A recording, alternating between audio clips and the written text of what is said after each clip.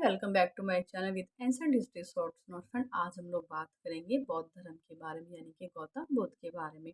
बौद्ध धर्म के जो प्रवर्तक हैं और वास्तु संस्थापक है ये गौतम बुद्ध थे और ये महावीर स्वामी के भी समकालीन थे। किसके समकालीन थे? महावीर स्वामी की।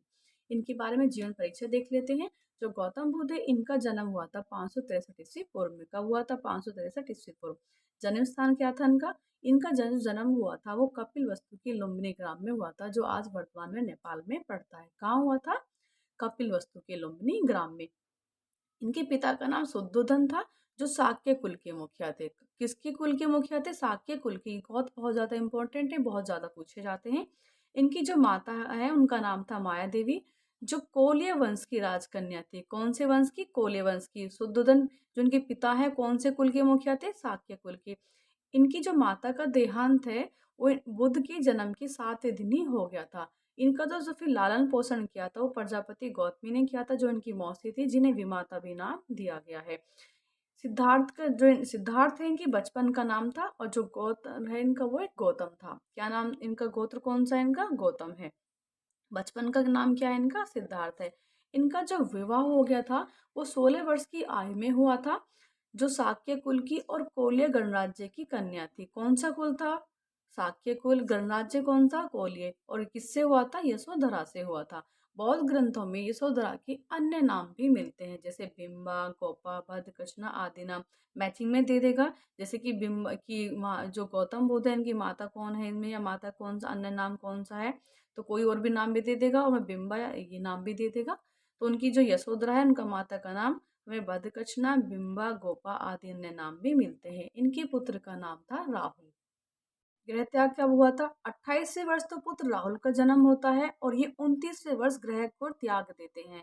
ये क्वेश्चन बहुत ज्यादा पूछा गया है कि वो ग्रह कौन सी आयु में त्यागते हैं, तो 29वें वर्ष में ग्रह को त्याग देते हैं, और यही घटना महाभिनिष्क्रमण कहलाती है। फ्रेंड, नोट्स में कोई भी ऐसी लाइन नहीं है जहां से हमारा क्वेश्चन नहीं हुआ है। पूरा नोट्स ही बहुत ज्यादा इंपॉर्टेंट है, और हाल ही जो आए हुए क्वेश्चन है उनको मैंने इसमें नोट किया हुआ है 2021 में या 20 में जो आए हुए हैं, जिससे पता चल जाएगा कि हमारा टॉपिक ये कितना इंपॉर्टेंट है और किस तरह से क्वेश्चन ये पूछा गया है। तो कौन से आयु में गृह त्याग किया था? 29 वर्ष में। और यही घटना क्या कहलाती है? हमारी महाविनिष्क्रमण। इनके जो सारथी है उसका नाम था चन्ना, और घोड़े का नाम था कंथक। इनके जो प्रथम गुरु है उनका नाम था अलार और कलाम। ये क्वेश्चन बहुत पूछा गया है कि प्रथम गुरु का नाम क्या था, तो वो थे अलार और कलाम। इन्हें जो ज्ञान ज्ञान प्राप्त हुआ था वो 35 वर्ष की आयु में वैशाख पूर्णिमा के दिन हुआ था। कब हुआ था? वैशाख पूर्णिमा के दिन। कौन सी आयु में? 35 वर्ष की आयु में। गृह त्याग कब कर रहे हैं? 29वें वर्ष में। और उन्हें ज्ञान प्राप्त कब हो रहा है? 35 वर्ष की आयु में। जो ज्ञान प्राप्ति स्थल है, यानी कि जो ज्ञान ने प्राप्त हुआ है वो कहाँ हुआ था? ये हुआ था उरुवेला में, अश्वत्थ पीपल वृक्ष के नीचे। क्वेश्चन ये पूछा गया है कि जो अश्वत्थ है किस पेड़ का नाम है, या कौन सा नाम दिया गया है? तो अश्वत्थ किसे कहा गया? पीपल के वृक्ष को कहा गया है। तो इन्हें जो ज्ञान प्राप्त हो रहा है कहाँ हो रहा है? पीपल वृक्ष के नीचे वैशाख पूर्णिमा के दिन सेनानी ग्राम में निरंजना नदी के तट पर। नदी कौन सी है? निरंजना। कहाँ हो रहा है? पीपल के वृक्ष के नीचे उरुवेला में वैशाख पूर्णिमा के दिन। और यही घटना संबोधि कहलाती है। क्या कहलाती है? संबोधि। गृह त्याग की घटना कहला रही है महाभिनिष्क्रमण, और ज्ञान प्राप्ति घटना कहला रही है संबोधि। इनके बारे में जो भविष्यवाणी की गई थी वो की थी कालदेव ने, कौंडिन्य ने और ऋषि अतिश ने की। भविष्य में तो चक्रवर्ती सम्राट बनेगा या फिर ये सन्यासी बनेगा। ये जब 4 दृश्य देखते हैं तो कौन कौन से दृश्य देखते हैं? पहला देखते हैं जर्जर शरीर वाला वृद्ध व्यक्ति, रोगी व्यक्ति, मृत व्यक्ति और प्रसन्न मुद्रा में सन्यासी। ये चारों दृश्य हमें मध्यम निकाय में मिलते हैं। कहाँ मिलते हैं? मध्यम निकाय में। ये क्वेश्चन भी बहुत ज्यादा पूछा गया है। इन 4 दृश्य के अलावा मध्यम निकाय में महाभिनिष्क्रमण तथा महाबोधि का वर्णन भी मिलता है। किसमें मिलता है? मध्यम निकाय में भी इम्पोर्टेंट है। इनके जो प्रथम गुरु है अलार और कलाम, ये सांख्य दर्शन के आचार्य थे। किसके आचार्य थे? सांख्य दर्शन के। अलार कलाम ने महात्मा बुद्ध को अकिंचनायतन तथा आरोप समाप्ति की शिक्षा भी दी है। किस किस की दी है? अकिंचनीयतन तथा आरोप समाप्ति की शिक्षा भी दी है। इसके बाद महात्मा बुद्ध राजगृह में आ जाते हैं। वहां इनको उद्रक रामपुत, या इनका दूसरा नाम रुद्रक रामपुत भी है, ये इनके गुरु बनते हैं। रुद्रक रामपुत महात्मा बुद्ध को नैव संज्ञा, न्याय संज्ञायतन नामक योग का उपदेश भी देते हैं। किस किस का? नैव संज्ञा या न्याय संज्ञायतन का उपदेश, योग का उपदेश भी देते हैं। महावग्ग के अनुसार बुद्ध ने सर्वप्रथम तपस्सु एवं वल्ली नामक दो बंजारों को गया में बौद्ध धर्म का अनुयायी बनाया था। किनको बनाया था सर्वप्रथम अनुयायी? बंजारों को। उनके क्या क्या नाम है? तपस्सु एवं वल्ली। किसके अनुसार? महावग के अनुसार।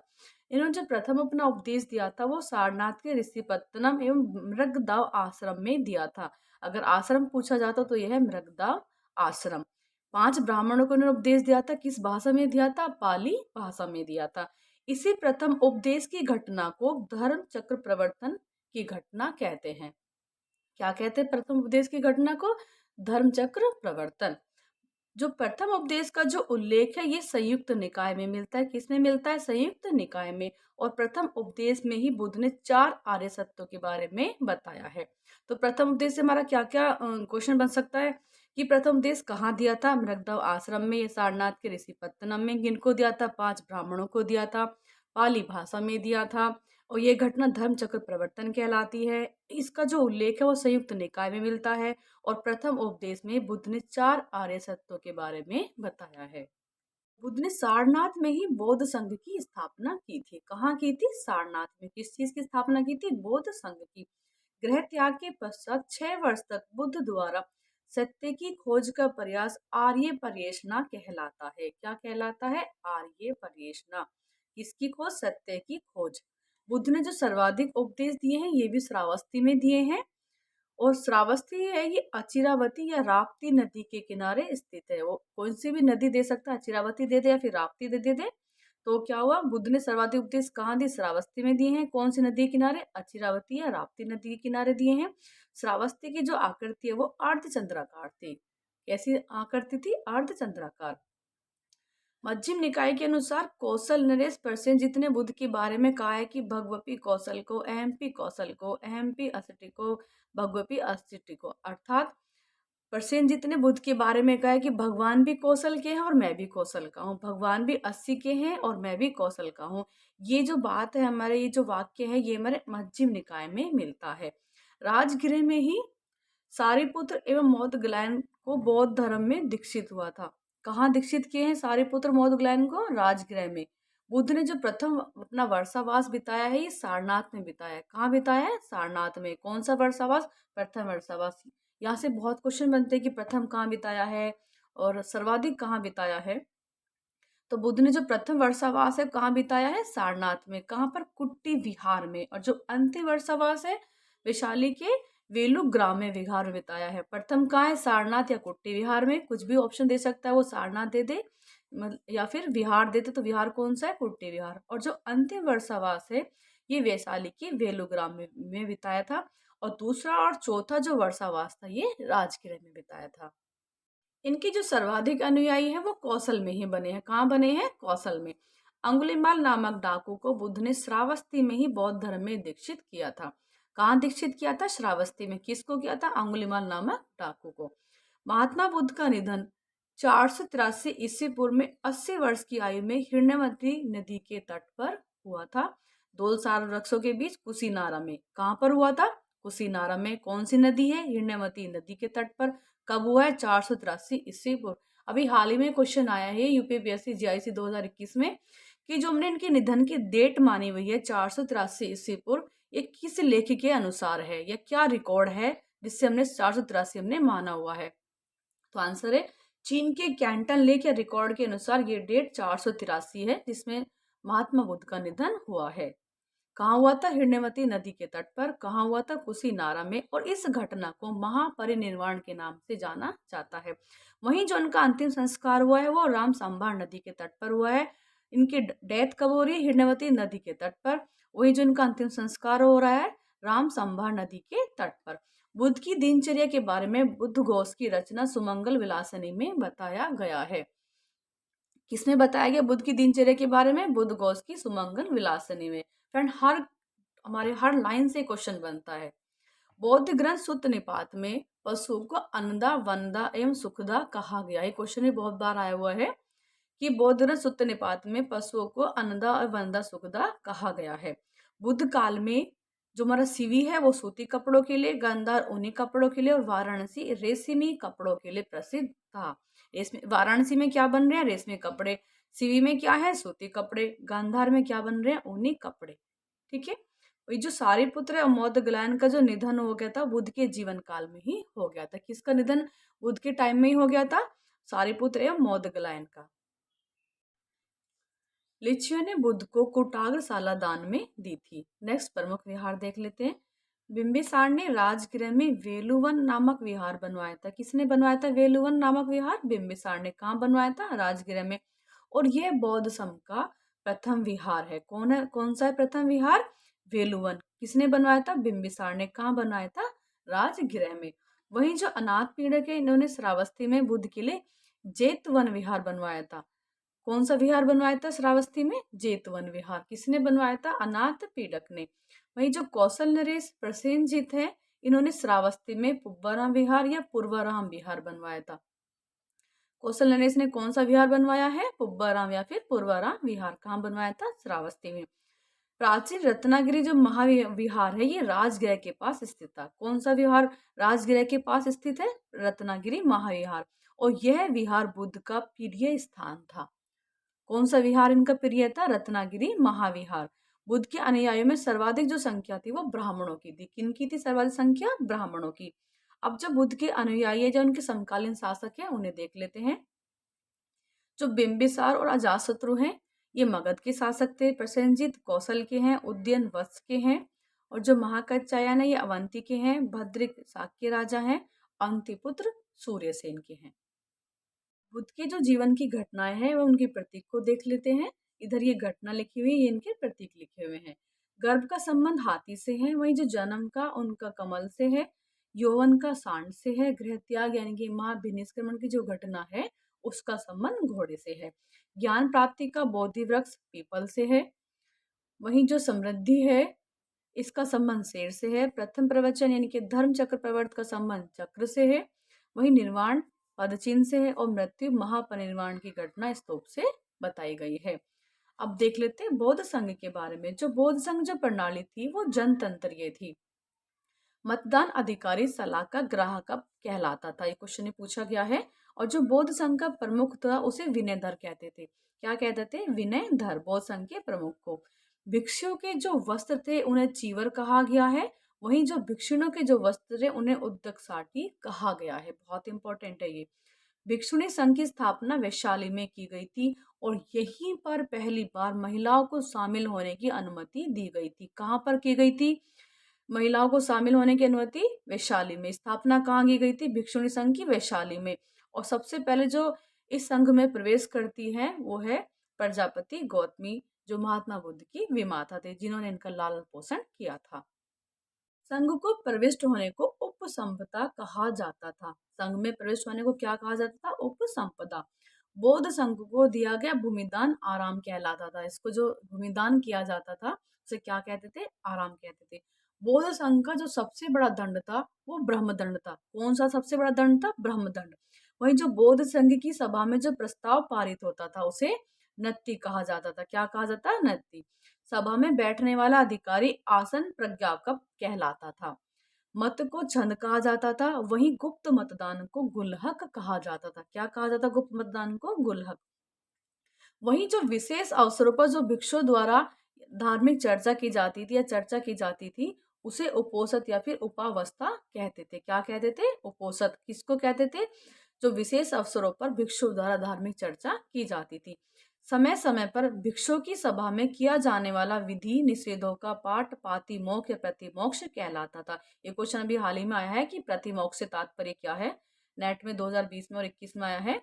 तो जो भिक्षुओं की सभा में जो विधि निषेधों का जो पाठ किया जाता था उसे प्रातिमोक्ष कहा जाता था।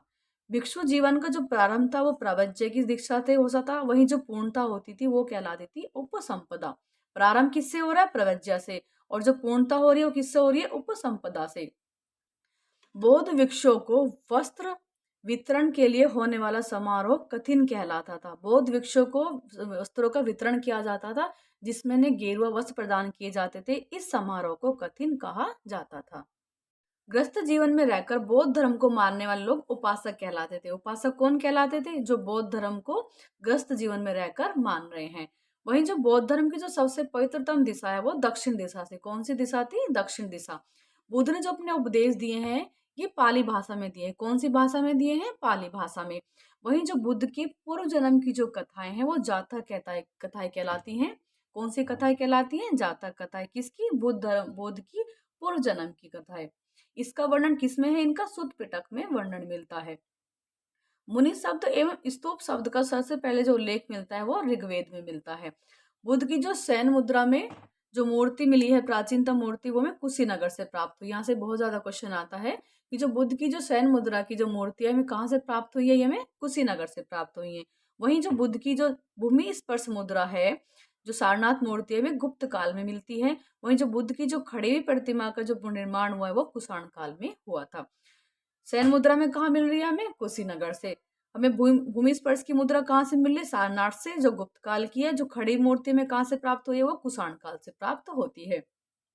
वही जो बौद्ध धर्म के जो त्रिरत्न है वो कौन कौन से हैं? बुद्ध, धम्म तथा संघ। आइए देख लेते हैं नेक्स्ट। महात्मा बुद्ध की जो शिक्षाओं का मूल आधार था वो 4 आर्य सत्य हैं। कौन कौन से? दुख है, दुख समुदाय है, दुख निरोध है, दुख निरोध गामिनी प्रतिपदा है। बुद्ध के जो अष्टांगी मार्ग का स्रोत है वो तैत्तिरीय उपनिषद है। कहाँ से लिया है बुद्ध ने अष्टांगी मार्ग को? वो लिया है तैत्तिरीय उपनिषद से। बौद्ध धर्म में जो पंचशील का सिद्धांत है वो छांदोग्य उपनिषद से लिया गया है। पंचशील का सिद्धांत कहाँ से लिया गया है? छांदोग्य उपनिषद से। जो बुद्ध का जो जन्म है और ज्ञान प्राप्ति है, महापरिनिर्वाण है, ये तीनों घटनाएं कौन कौन सी? जन्म, ज्ञान प्राप्ति और महापरिनिर्वाण, ये तीनों वैशाख पूर्णिमा के दिन हुए हैं। इसीलिए वैशाख पूर्णिमा को बुद्ध पूर्णिमा के रूप में भी मनाया जाता है। बौद्ध, इसकी विशेषता देख लेते हैं। जो बौद्ध धर्म है ये अनिश्वरवादी है एवं अनात्मवादी, यानी कि ईश्वर को ये नहीं मानता है। जो बौद्ध धर्म है ये पुनर्जन्म में विश्वास करता है। बौद्ध धर्म के कारण के सिद्धांत को प्रतीतीय समुत्पाद भी कहा जाता है। प्रतीतीय समुत्पाद में 12 क्रम है जिन्हें द्वादश निदान कहा जाता है। बुद्ध, आगे देख लेते हैं। जो बुद्ध के जीवन से जुड़े हुए स्थलों को बौद्ध ग्रंथों में अष्टमहास्थान कहा गया है। इसमें से क्वेश्चन बन सकता है कि इन इन जो ये स्थान दिए गए, इन स्थानों के अलावा दूसरा कोई स्थान हमें दे देगा और बोलेगा कि निम्न में से कौन से महास्थान बुद्ध का नहीं है। तो कौन कौन से अष्टमहास्थान स्थान है बुद्ध की? लुम्बिनी, बोध गया, सारनाथ, कुशीनगर, श्रावस्ती, संकास्य, राजगृह और वैशाली। क्वेश्चन देख लेते हैं। जो महात्मा बुद्ध का जन्म हो रहा है लुम्बिनी में। प्रथम प्रवचन कहाँ दिया इन्होंने? सारनाथ में। ज्ञान प्राप्ति कहाँ हो रही है? बोध गया में। निधन कहाँ हुआ था इनका? कुशीनगर में। नेक्स्ट है बौद्ध संगीतिया। जो प्रथम बौद्ध संगीति हुई थी ये 483 ईस्वी पूर्व में हुई थी, बुद्ध के निर्वाण के तुरंत बाद। स्थान कौन सा था? राजगृह बिहार में सप्तपर्णी गुफा में। ये इंपॉर्टेंट है। कहाँ हो रहा है ये? राजगृह बिहार में सप्तपर्णी गुफा में। उस टाइम पे शासक कौन था? अजातशत्रु, जो मगध का हर्यक वंश का शासक है। ये क्वेश्चन भी हाल ही में पूछा गया डीएसबी में पीजीटी 2021 में कि जो प्रथम बौद्ध संगीति थी उसमें शासक कौन था? तो कौन था? अजातशत्रु। वंश कौन सा इसका? हर्यक वंश। अध्यक्ष कौन था उस टाइम पे? महाकश्यप या पूरन महाकश्यप। विशेष क्या हुआ था उस टाइम पे? इसमें बुद्ध की शिक्षा को संकलित कर उन्हें सूत पिटक में क्या है? धर्म सिद्धांत के बारे में बताया गया। वहीं विनय पिटक में क्या बताया गया? आचार नियमों के बारे में। तो उस टाइम पे बुद्ध की शिक्षाओं को संकलित कर उन्हें सूत पिटक और विनय पिटक, इन 2 पिटकों में विभाजित किया गया था। इस संगीति में 5 भिक्षु के होने के कारण इसे पंचसती का भी कहा गया है। क्या कहा गया? पंचसती का। 5 भिक्षु होने के कारण बौद्ध संगीति को। द्वितीय बौद्ध संगीति ये कब हुई थी? 383 ईस्वी पूर्व में हुई थी। कहाँ हुई थी? चुलवक वैशाली में, बालूकाराम विहार में। ऑप्शन में विहार भी आ सकता है। तो कहाँ हुई थी? बालूकाराम विहार में, वैशाली के चुलवक में। उस टाइम पे शासक कौन था? उस टाइम पे शासक था कालाशोक, जिसे काकवर्ण भी कहा गया है, और ये शिशुनाग वंश से था। अध्यक्ष कौन था उस टाइम पे? सावक में, जिसका अन्य नाम सर्वकामिनी भी मिलता है। इस टाइम पे विशेष क्या हुआ था? इस टाइम पे जो विनय संबंधी नियम है उनको लेकर भिक्षु संघ 2 संप्रदायों में बट जाता है। कौन कौन संप्रदाय बटता है? स्थवीर, जिसे थेरवादी कहा गया है, महासंघी यानी कि सर्वास्तिवादी। इसमें क्या था? 700 भिक्षुओं के भाग लेने का इसे सप्तसती का भी कहा गया। क्या कहा गया? सप्तसती का। इसमें जो थेरवादी है उनका बौद्ध धर्म का सबसे प्राचीन संप्रदाय है और इनकी पीठ कश्मीर में थी। इसका नेतृत्व किसने किया था? महाकच्चायान ने किया था। थेरवादी कौन सा संप्रदाय है? ये बौद्ध धर्म का सबसे प्राचीन संप्रदाय है। इसकी पीठ कहाँ स्थित है? कश्मीर में। इसका नेतृत्व किसने किया था? महाकच्चायान ने किया था। जो महासंघियों का जो प्रधान केंद्र था वो मगध में था और इसका नेतृत्व किसने किया था? महाकश्यप ने। नेक्स्ट है तृतीय बहुसंगीति। ये कब हो रही है? ये हो रही है 251 ईस्वी पूर्व में। कहाँ पर हुई थी? पाटलिपुत्र मगध की राजधानी में। शासक कौन था उस टाइम पे? अशोक था। और अध्यक्ष कौन है? मौलिपुत्र। इसमें उस टाइम पे विशेष क्या हुआ था? तृतीय पिटक अभिधर्म का संकलन, जिसमें धर्म सिद्धांत की दार्शनिक व्याख्या की गई थी और संघ भेद को रोकने के लिए कठोर नियमों का निर्माण किया गया था। ये जो तृतीय बहुसंगीति है, इसमें थेरवादियों का प्रभुत्व था और तिस जो है वो थेरवादी थे। अध्यक्ष कौन है? मौग्लिपुत्र। इस कारण तृतीय बहुसंगीति पर थेरवादियों का प्रभुत्व था। जो तीसरी बहुसंगीति है, इसका उल्लेख एकमात्र भारतीय पुस्तक सामंत पासादिका में मिलता है। किसमें मिलता है? सामंत पासादिका में। ये बुद्धघोष की रचना है। इसके अलावा जो तृतीय बहुसंगीति है, इसका उल्लेख सिंगली बौद्ध ग्रंथ दीपवंश एवं महावंश में भी मिलता है। किसमें मिलता है? दीपवंश और महावंश में भी मिलता है। चतुर्थ बहुसंगीति ये कब हो रही है? ये प्रथम शताब्दी ईस्वी पूर्व में हुई थी। कहाँ पर? कुंडलवन कश्मीर में। अध्यक्ष कौन थे इसके? वसुमित्र। और उपाध्यक्ष कौन थे? अश्वघोष। उस टाइम पे शासक कौन थे? शासक थे कनिष्क, जो कुषाण वंश का शासक था। इस टाइम पे विशेष क्या हुआ था? इस टाइम पे बौद्ध ग्रंथों के कठिन अंशों पर संस्कृत भाषा में विचार विमर्श करके उन्हें विभाषा शास्त्र में संकलित किया गया था। और इसके लेखक कौन थे? वसुमित्र। किसमें संकलित किया गया था? विभाषा शास्त्र में। किसने लिखा था? से वसुमित्र ने लिखा था। इस टाइम पे और क्या होता है? इस टाइम पे बौद्ध धर्म दो संप्रदाय में हीनयान एवं महायान में विभक्त हो जाता है। थेरवादी या स्थिरवादी हीनयानी कहलाते हैं, वही महासांगिक या सर्वास्तिवादी महायानी कहलाते हैं। यहाँ भी मैं थोड़ा कॉमन है ट्रिक के लिए। तो महासांगिक क्या कहलाते हैं? महायानी कहलाते हैं। और थेरवादी क्या कहलाए? हीनयानी कहलाए थे। चतुर्भुज संगीति पर महायानी का प्रभाव था। चतुर्भुज संगीति में किसका प्रभाव है? महायानी का। इसमें 500 भिक्षुओं ने भाग लिया था। थोड़ा डिफरेंस देख लेते हैं। जो हीनयानी इनके सभी ग्रंथ पाली भाषा में लिखे गए, जबकि महायानी ग्रंथ संस्कृत भाषा में लिखे गए हैं। हीनयानी किस में लिखे जा रहे हैं? पाली भाषा। महायानी किस में लिखे जा रहे हैं? संस्कृत भाषा में। जो हीनयान है ये मूर्ति पूजा और भक्ति विश्वास नहीं रखते, जबकि जो महायानी है ये बुद्ध को ईश्वर का अवतार मानते हैं और उनकी पूजा भी करते हैं। जो महायान है इनका जो आदर्श है वो बोधिसत्व है, जबकि हीनयान का आदर्श अरहत है। महायान का क्या है? बोधिसत्व। हीनयान का क्या है? अरहत। जो महायान संप्रदाय है इनका सबसे महत्वपूर्ण जो दार्शनिक ग्रंथ है वो प्रज्ञा पारमिता सूत्र है। प्रज्ञा पारमिता दार्शनिक जो ग्रंथ है, किसका ग्रंथ है वो? ये महायान संप्रदाय का है। इसके लेखक कौन थे? नागार्जुन थे। अभी हाल ही में नेट जेआरएफ में 2020-21 में क्वेश्चन आया है कि जो द्रोण नामक ब्राह्मण था, इसने महानिर्वाण के बाद बुद्ध के अवशेषों को 8 भागों में विभक्त किया है। क्वेश्चन पूछा हुआ था कि महानिर्वाण के बाद बुद्ध के अवशेषों को किसने 8 भागों में विभक्त किया था, किसने विभाजित किया? तो किसने किया था? द्रोण नामक ब्राह्मण ने किया था। नेक्स्ट है, भी हाल ही में क्वेश्चन अभी आया है पेज 2021 में, जो नीति प्रकरण ग्रंथ है इसमें क्या दिया हुआ है? तो जो नीति प्रकरण ग्रंथ है इसमें बुद्ध की शिक्षाओं व उपदेशों का व्यवस्थीकरण किया गया है। नेक्स्ट है कंग्यूर तेंग्यूर, जो एक बौद्ध साहित्य है और ये तिब्बत का भी धर्म ग्रंथ है। ये क्वेश्चन अभी हाल ही में आया है 2020 में कि जो कंग्यूर तेंग्यूर क्या है, तो क्या है ये दोनों बौद्ध साहित्य हैं और तिब्बत के धर्म ग्रंथ भी हैं। तो जो बुद्ध के जो प्रबल बोधि थे वो देवदत्त थे। इसके अतिरिक्त जो षडवर्गीय भिक्षु थे ये भी इनकी बोधि थे। हाल ही में क्वेश्चन पूछा गया 2021 में, जो षडवर्गीय भिक्षु हैं ये माता मुझ से किस प्रकार संबंधित थे, तो ये इनके विरोधी थे। नेक्स्ट है वैपल्य सूत्र। वैपल्य सूत्र में बौद्ध धर्म के नियमों का वर्णन किया गया है और श्रीलंका का ऐतिहासिक ग्रंथ है और संस्कृत भाषा में लिखा गया तथा ये महायान संप्रदाय से संबंधित है। ये 2020 में क्वेश्चन पूछा गया है। तो वैपल्य सूत्र में क्या है? बौद्ध धर्म के नियमों का वर्णन है। इसमें श्रीलंका का ऐतिहासिक ग्रंथ है, संस्कृत भाषा में लिखा गया है और महायान संप्रदाय से संबंधित है। नेक्स्ट है स्तूपों की बनावट के तथा उनके उद्देश्य के आधार पर वर्गीकरण।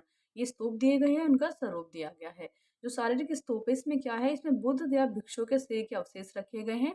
जो जो पारिभौगिक स्तूप है इसमें बुद्ध या भिक्षु के द्वारा उपयोग की वस्तु रखी गई है। औदेशिक स्तूप में क्या है? किसी उद्देश्य की पूर्ति के लिए रखा गया है। और जो पूजार्थक या संकल्पित स्तूप है इसमें पूजा हेतु बने हुए ये छोटे स्तूप है। वो साहित्य ललित विस्तार में भारत की प्राचीन लिपियों का वर्णन मिलता है। ललित विस्तार में क्या मिल रहा है? हमें भारत की प्राचीन लिपियों का वर्णन मिलता है और ये एक बौद्ध साहित्य। क्वेश्चन अभी हाल ही में आया हुआ है। नेक्स्ट है जो पिपरवाई की जो पहचान है वो बुद्ध के जीवन संबंधित कपिल वस्तु से की जाती है। पिपरवाई की पहचान किससे की जा रही है? कपिल वस्तु से। और यहीं से हमें कपिल वस्तु महाविहारे अंकित सील प्राप्त हुई है। क्वेश्चन हाल ही में आया हुआ है कि जो कपिल वस्तु महाविहार अंकित शिला कहाँ से प्राप्त हुई, तो कहाँ से प्राप्त हुई हमें ये पिपरवाय से। इसकी पहचान किससे की जाती है, कपिल वस्तु से की जाती है।